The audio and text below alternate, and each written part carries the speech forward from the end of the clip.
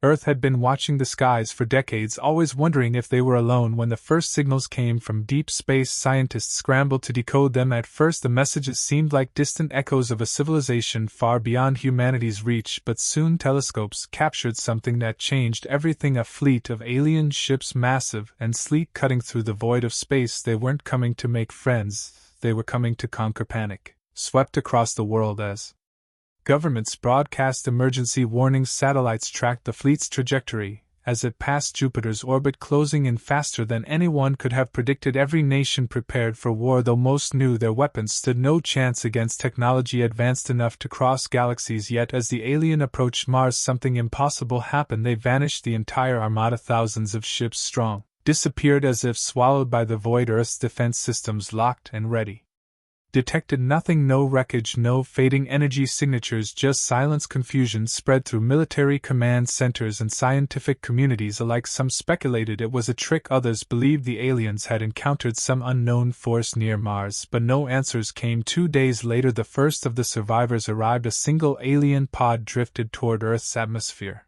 crashing into the Arizona desert. The military sealed off the site within hours, surrounding the strange metallic craft that seemed half melted from within. When they pried open its hatch, they found a creature inside, barely alive. The alien was humanoid but grotesquely altered, its skin pale and translucent, veins pulsing with an iridescent blue fluid. Its eyes, once black, had turned milky white, and its breath came in ragged gasps. Scientists rushed to study it, but the creature died within hours, its body collapsing into a puddle of organic sludge that evaporated before tests could be conducted. More pods appeared over the following days, scattered across Earth from the Siberian tundra to the Sahara's burning sands. Some held aliens still clinging to life, others contained only shriveled remains. None survived longer than a few hours. Each one showed signs of internal decay, as though something had attacked them from within. Governments struggled to keep the truth hidden, but leaked footage of the pods and dying aliens spread across the internet. Speculation exploded. Some believed Earth had secretly developed a weapon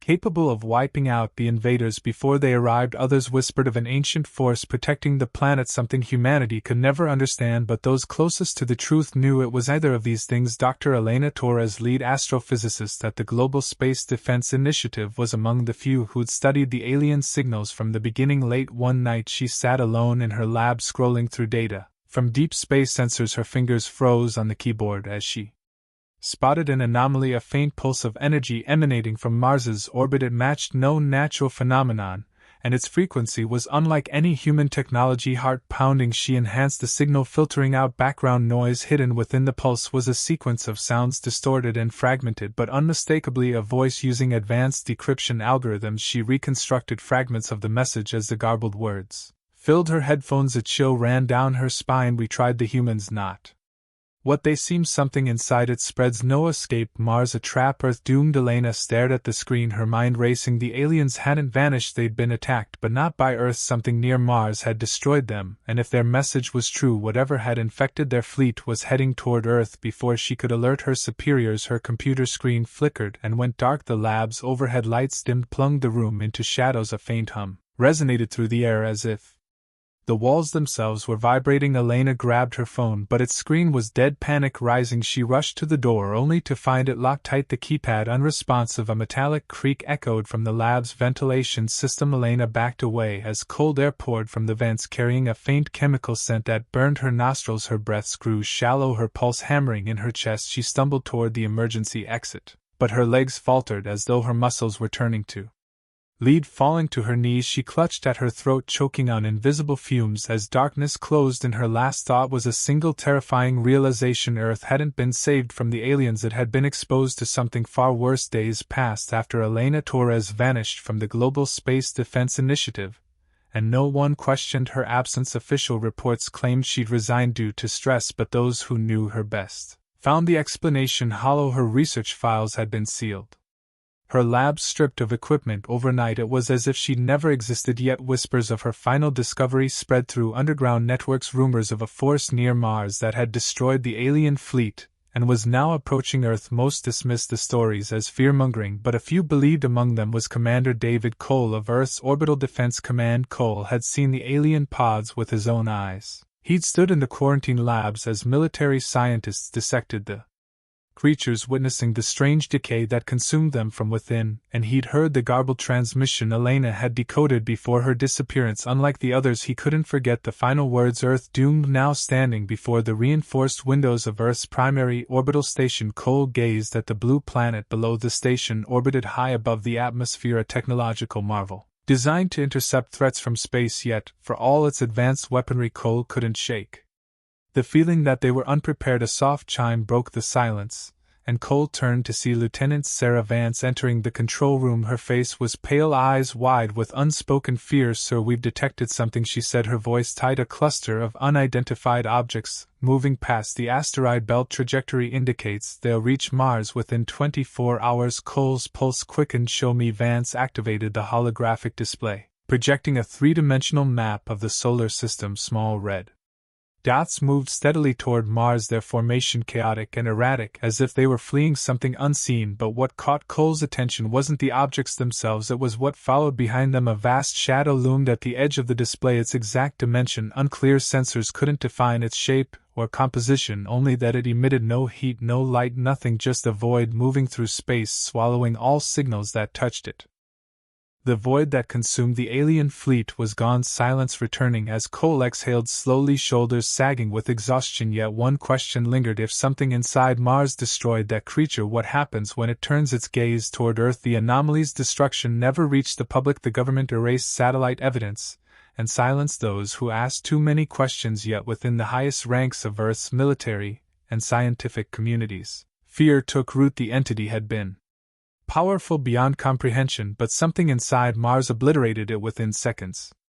Commander Cole sat in the dimly lit war room of Earth's Orbital Defense Command, holographic schematics rotating above the steel table. Mars marked with red zones where sensors detected strange energy. Since the entity's destruction, those signals had grown stronger, as if something beneath the planet had awakened. Across the table, General Catherine Briggs, head of Earth's Strategic Space Command, studied Cole, her eyes holding something colder than fear. "Calculation. You're certain the entity was destroyed by something inside Mars?" she asked, voice low and deliberate. "Yes, ma'am," Cole replied. "Our sensors detected a secondary energy pulse originating beneath the surface. The creature's core destabilized immediately after." Briggs tapped the table. "Precise movements, and the energy source, it's still active," Cole said, "but its output is increasing. Whatever's down there, it's getting stronger." Briggs leaned back, unreadable expression. "We can't afford to wait. Launch a recon team. Deep surface insertion. I want eyes on the source." Cole hesitated. "With respect, General, that's a risk. We can't predict if it destroyed something as powerful as that entity. Our people won't stand a chance." Briggs interrupted, her tone sharp. "Our mission is Earth's survival. We need to know what we're dealing with. Launch the mission." "That's an order." Cole clenched his jaw but nodded. "Yes, ma'am." 3 days later, the recon team departed from Earth's orbital station aboard the Archangel, a stealth cruiser designed for deep space infiltration, its obsidian hull gleaming against the void. Cloaking technology primed. Leading the mission was Captain Naomi Hayes, seasoned operative known for surviving impossible odds. Beside her stood Lieutenant Ethan Park, a cybernetics specialist with enhanced reflexes and cognitive speed. The rest of the team, 10 elite soldiers equipped with advanced exosuits, prepared for planetary insertion. As the cruiser approached Mars, Hayes adjusted her headset. Red dust clouds swirling across the surface, sensors detecting something unnatural, a pulse of energy resonating through the planet's core like a slow, steady heartbeat. Approaching drop zone, the pilot announced surface insertion in 60 seconds. Hayes activated her suit. "Team status check systems green," Parks said. "Neural interface calibrated. Alpha Squad ready," Ramirez echoed as the Archangel descended through Mars's thin atmosphere, thrust leaving faint plasma trails against the rust-colored sky. The ship neared the insertion point, a crater near the equator. Energy pulses growing stronger, vibrating through the hull like a distant drum beat. Instruments flickered, interference increasing, but the pilot maintained control. Initiating drop sequence. Hold tight. The ship's belly opened, releasing drop pods, sleek reinforced capsules built for high-speed impact. Hayes gripped her harness as her pod accelerated toward the surface, red dust blurring past streaks of copper and gold. Seconds later, impact.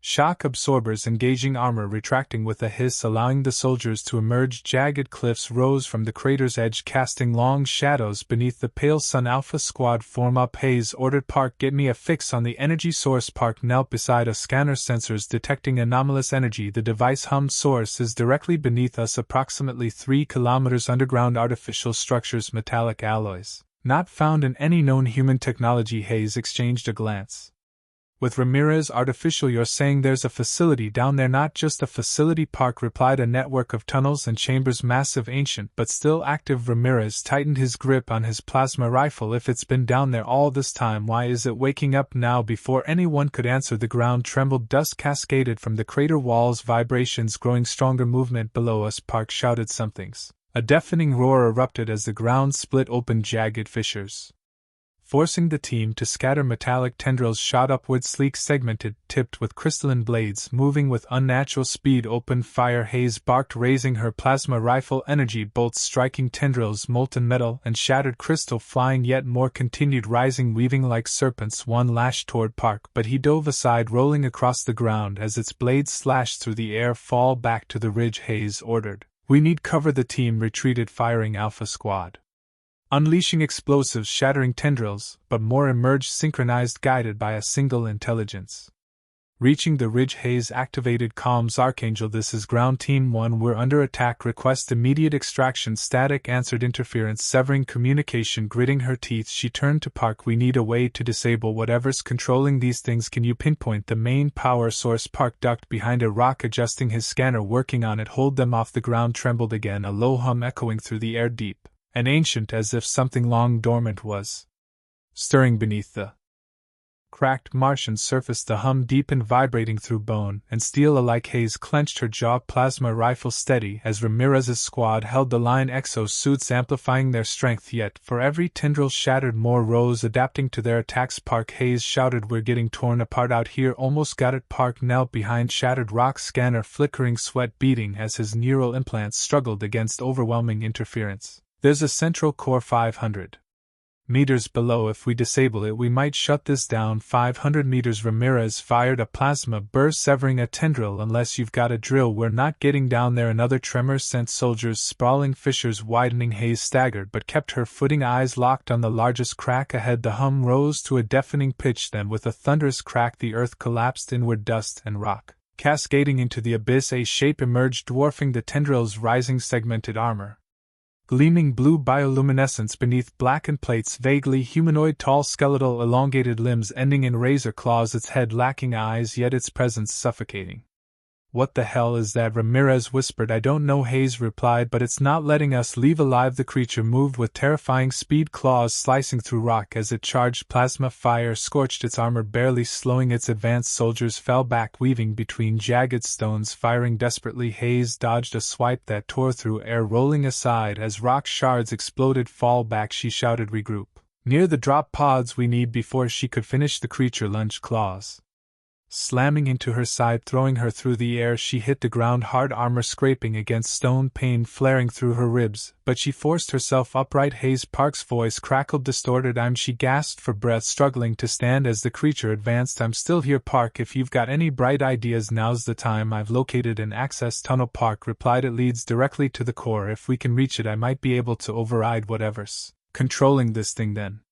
Let's move. Ramirez and his remaining soldiers laid down suppressive fire as Hayes sprinted toward Park's position. Tendrils lashed through the air, narrowly missing her as she ducked and wove through the chaos. The ground beneath her feet vibrated with the pulse of the core, faster and stronger with every beat, like a heart accelerating towards some terrible climax. Park waved her toward a narrow fissure near the crater's edge. The opening was barely wide enough for a person to squeeze through. Jagged stones slick with condensation from the planet's subsurface heat. Without hesitation, Hayes slid inside, boots scraping against uneven rock as she descended into darkness. Park followed close behind, the flickering light of his scanner casting eerie shadows across the tunnel walls. Their armor's internal lamps illuminated veins of metallic ore embedded in the rock, strange alloys that pulsed faintly in sync with the core's energy. The air grew thick with heat and pressure, like the atmosphere of a world on the verge of collapse. How much farther? Hayes asked, breath ragged from the descent. 200 meters, Park replied. The core's activity is spiking. It's like it knows we're coming. Let's hope that means we're getting close. Behind them, distant sounds echoed through the tunnel, the scraping of claws against stone, the metallic hiss of tendrils slithering through fissures. The creature was following. Hayes quickened her pace, boots striking the rock with rhythmic force as adrenaline surged through her veins. The Tunnel narrowed further, forcing her to crouch as she pressed forward. The heat intensified, sweat soaking her suit despite its cooling systems. Each step brought the pulse of the core louder, faster, until it no longer felt like a distant hum but the very heartbeat of the planet itself. Then the tunnel opened into a vast chamber, and Hayes stopped short. The space stretched beyond the range of their suit lamps, walls vanishing into darkness. Overhead at the center stood the core, a massive sphere of translucent crystal suspended above a network of metallic conduits that pulsed with blue light. Veins of liquid energy coursed through the floor and walls, connecting the core to the planet's surface like arteries feeding a living organism. Park's scanner buzzed with overload warnings. As he approached the control interface, an array of alien consoles arranged around the core's base. Symbols glowed faintly across the panels, their meaning incomprehensible, yet strangely familiar, as if designed to be understood through instinct rather than logic. This technology, it's not alien, Park muttered, eyes wide with shock. It's something else, older than anything we've ever seen. Can you shut it down? Hayes demanded, scanning the shadows for signs of pursuit. I think so, but the systems are adapting to my intrusion. I need more time. We don't have time. Hayes spun as the tunnel behind them echoed with a distant roar. Claws scraped against stone, growing louder as the creature closed in hurry. Park, fingers flying across the console, overrode security protocols one by one. Each success met with resistance, as the core's energy surged in defiance. Sparks arced from the conduits, illuminating the chamber with flashes of electric blue. Almost there, just a few more seconds. The creature lunged from the tunnel with a snarl of grinding metal, eyes blazing with blue fire. Hayes fired her plasma rifle point blank, molten bolts searing through its armor and staggering it back, but not for long. It recovered instantly, claws slashing toward her with lethal speed. Hayes dodged, rolling beneath the swipe and retaliating with a burst of plasma that shattered part of its shoulder. Park, she shouted as the creature advanced again. Now Park's hands flew across the controls, then he slammed his palm against the final panel. The chamber trembled as the core's pulse faltered. Blue light flickered and dimmed conduits, shuddering as energy drained from their veins. The creature staggered mid-stride, its movements jerking as if strings had been severed. With a final pulse of dying light, the core fell silent. The creature's eyes flickered, then extinguished. It collapsed to the ground motionless as its armor cracked and crumbled into ash. Tendrils across the planet's surface withered, retracting into the earth. As the network that controlled them dissolved for a moment, there was only silence. Steam. The air grew thick with heat, each breath burning Hayes' lungs despite her suit's filtration systems. Ahead, the tunnel yawned open, narrow, jagged, and barely stable. Hayes shoved Park inside first, then dove after him as the floor behind them split apart with a deafening roar. The entrance collapsed the moment she cleared it, sealing them inside the narrow passageway. For a moment there was only darkness. Hayes could hear Park's ragged breathing beside her echoing off the stone walls. Dust clung to the air, gritty against her tongue, as she forced herself to inhale slowly. Status, she rasped. Alive, Park replied between gasps. Barely. Keep moving, no time to rest. Hayes activated her suit's built-in lamps, casting beams of white light down the tunnel's jagged walls. The stone glistened with faint traces of metallic, or the same strange alloy they'd seen near the core. Alien, ancient, and still faintly pulsing with residual energy. They advanced, slowly, crouching to squeeze through narrow gaps as the tunnel twisted downward into the earth. The air grew hotter, laced with the faint scent of sulfur and something else, something metallic and faintly sweet like blood on a cold blade. The hum that had resonated through the core was gone, but Hayes could still feel a faint vibration beneath her boots, like the distant heartbeat of something slumbering far below. Park scanned the walls as they moved, his neural implants flickering with faint blue light as he tried to interface with the residual energy around them. These structures, they're not just tunnels, he murmured, they're part of a larger system. The core we shut down was just one node in a planetary network. Hayes shot him a wary glance, meaning there might be more of those creatures, Park said grimly. And if they all wake up, they won't. Hayes cut him off, her voice hard. We shut down the core. Whatever controlled them is dead. Park didn't answer. His silence lingered as they pressed deeper into the earth. The chamber loomed around them, towering spires of glass and steel humming faintly with residual power. Unlike the ruins above, this place still pulsed with life. Machines clicked softly, dormant systems cycling in slow, rhythmic waves. At the center stood a black stone pedestal, symbols glowing faintly beneath their suit lights. Suspended above it, a sphere of liquid metal rippled as if sensing their presence. The air crackled with static, an unseen energy lingering in the space between them.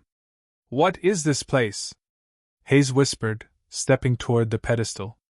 Park's eyes flickered with reflected light as his implant processed data. "It's a control node," more advanced than the core above. This might be the central hub governing the entire planetary network. Hayes' pulse quickened. Can you shut it down? I don't know, Park admitted, adjusting his scanner. This tech is beyond anything I've seen, but if I can interface. Before he finished, the sphere pulsed, symbols igniting across the pedestal. Molten gold raced through the stone as electricity crackled in the air. Park stumbled back, clutching his head, eyes rolling back as veins beneath his skin glowed faintly. Park! Hayes lunged, grabbing his shoulder as he convulsed. His breath came in sharp gasps. I can hear it, he rasped. It's transmitting. Get out of there! She yanked him back. The sphere flared, residual energy crackling across his suit. She raised her rifle, aiming at the artifact. Tell me I should shoot that thing. Wait! Park gasped. I accessed part of the system. It's not just controlling the creatures, it's transmitting beyond Mars. A signal. Straight to Earth.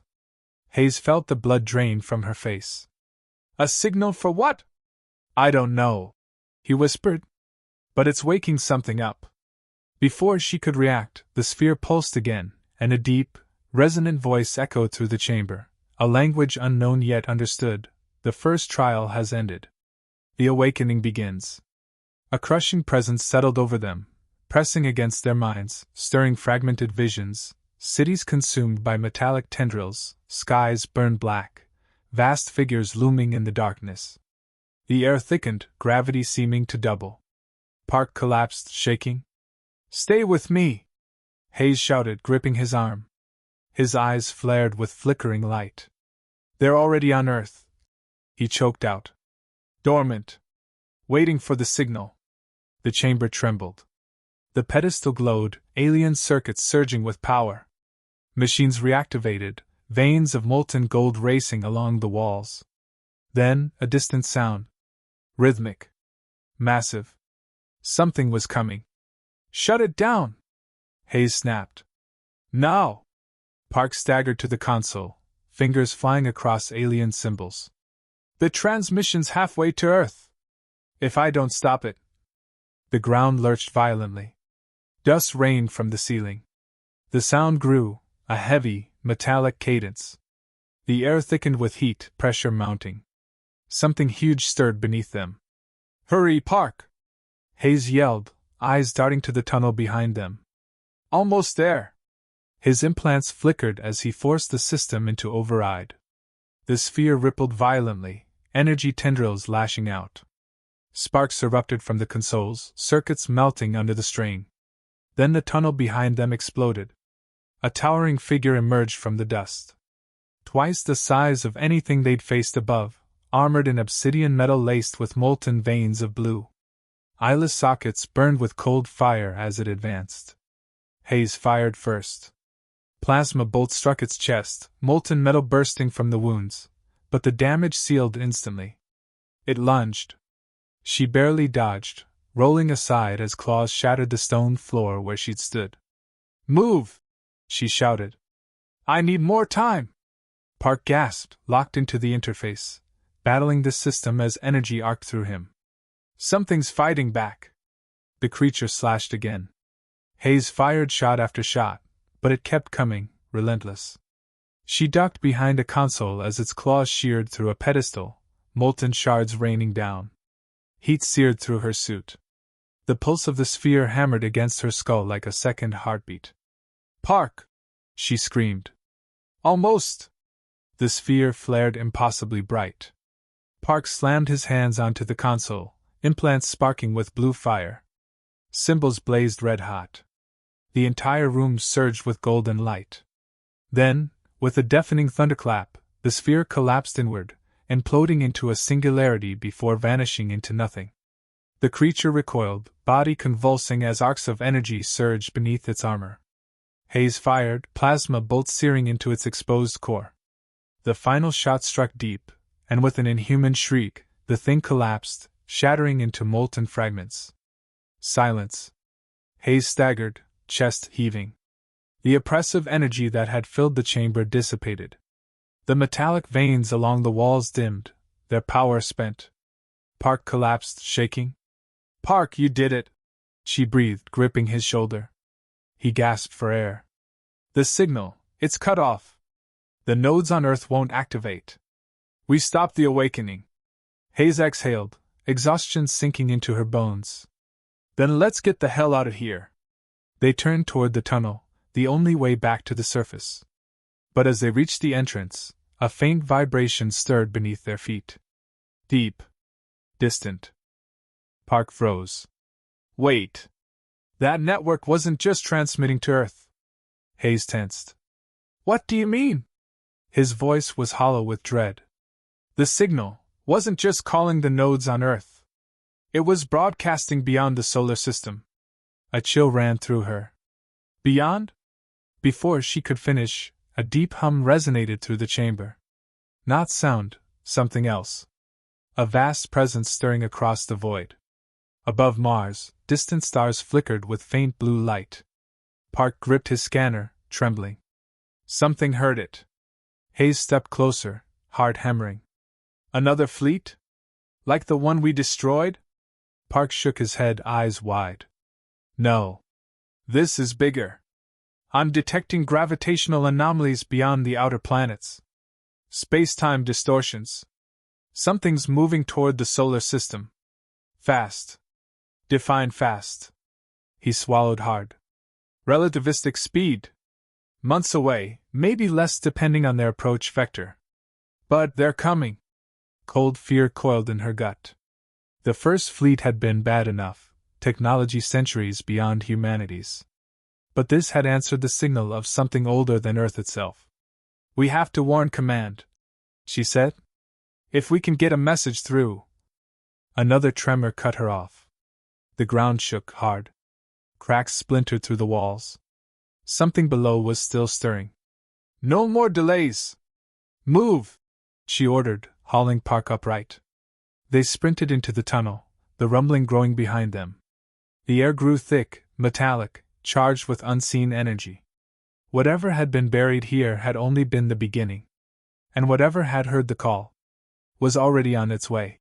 Rock and ozone. Park stumbled, exhaustion dragging at his steps, but Hayes gripped his arm, dragging him onward. Minutes stretched into an eternity, as they climbed through twisting tunnels, lungs burning with each breath of thin heated air. Stones scraped against armor, as the walls narrowed, forcing them to crawl through sections where rockfalls had partially sealed the path. Every breath came ragged and shallow, but Hayes forced herself to keep moving faster, harder upward. The faint tremors that had chased them since the core shutdown began to fade. The air cooled as pressure decreased, and Hayes' suit sensors registered a drop in toxic gases, signs they were nearing the surface. "Almost there," she gasped, pulling Park over a jagged ledge. He collapsed beside her, gasping for breath, as sweat slicked his face beneath his visor. Wait, Park struggled to catch his breath, hands shaking from exertion and neurofeedback. "Just give me a second, no time." Hayes grabbed his arm, hauling him upright again. "We're getting out of here now." Another few minutes of climbing, and the tunnel opened into a wide fissure that slanted upward at a steep angle. Faint light filtered down from above, pale and thin but unmistakably sunlight. Hayes' chest ached with sudden hope. "There goes," she shouted, scrambling up the incline. Park followed close behind, hands scrabbling against loose rock as they climbed towards the surface. The air grew clearer with every meter, thin and cold,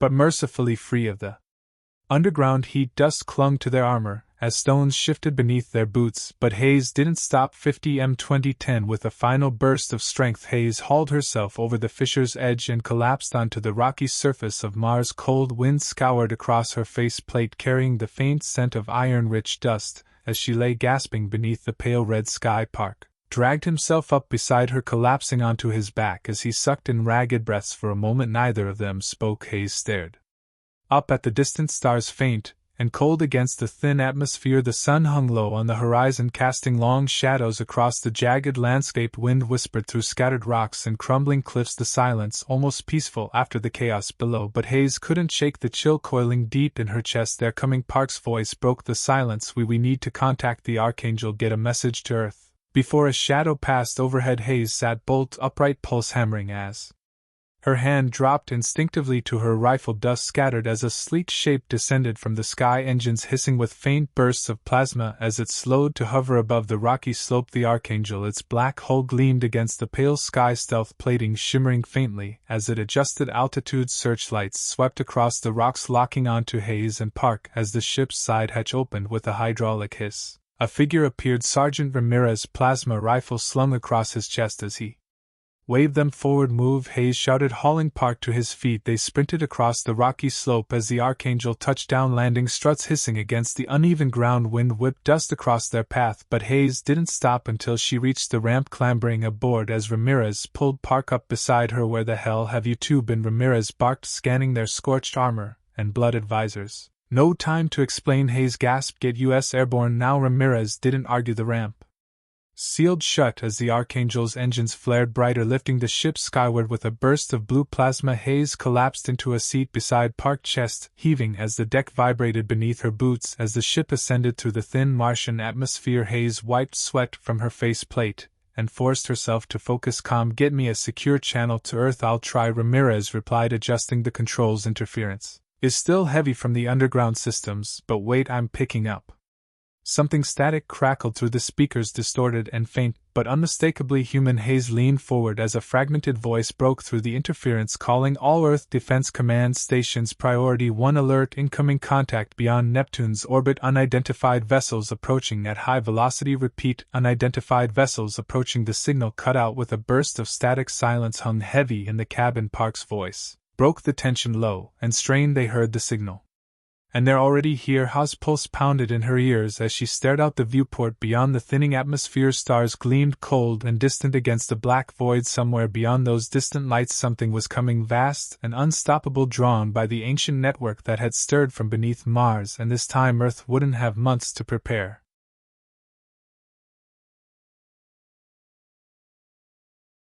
This time humanity would face the end of everything. Earth's horizon gleamed in the viewport of the Archangel, blue and white again against the void of space. Yet Hayes couldn't shake the cold knot of dread coiled deep in her chest. Somewhere beyond the outer planets, something vast and unknown approached, a force that had answered the ancient signal from Mars, and this time humanity's weapons might not be enough. Park sat beside her, silent and pale, his neural implants flickering faintly with residual feedback from the alien network. Though the transmission had been cut off before reaching full activation, its echoes still clung to him, half-formed impressions of a presence too vast to comprehend. They're not like the first fleet, he murmured. Those were just scouts, but this, it feels like something older, stronger. Can you still sense them? Hayes asked, her voice low. Park hesitated, gaze distant. Not clearly, just fragments. But they're coming fast, days, maybe less, depending on their acceleration. Hayes exhaled slowly, forcing herself to focus. Fear wouldn't help them now. We'll warn Earth, let command know what's coming. And Commander Ramirez's voice cut through the tension from the comm station, picking up transmissions from Earth's orbital defense grid. Multiple energy spikes near Neptune's orbit. Wait, visuals coming in now. The main holo display flared to life, casting pale light across the cabin as grainy footage from distant satellites filled the screen. Hayes leaned forward, breath catching in her throat as the images sharpened. Ships, hundreds of them, gliding through the void with impossible grace. Their hulls gleamed black against the starlight, sleek predatory shapes bristling with alien weaponry. Unlike the previous fleet, these vessels radiated faint halos of blue-white energy, as if space itself bent beneath their presence, and beyond them, half shrouded in the shadows of distant gas giants, loomed something far larger, a shape so vast it defied scale, its silhouette jagged with spires of obsidian metal that pulsed faintly with molten veins of gold. Command ship, no, something more. Park inhaled sharply as faint whispers flickered through his implants, distant yet unmistakable. It's not just a fleet, he said softly, it's a harbinger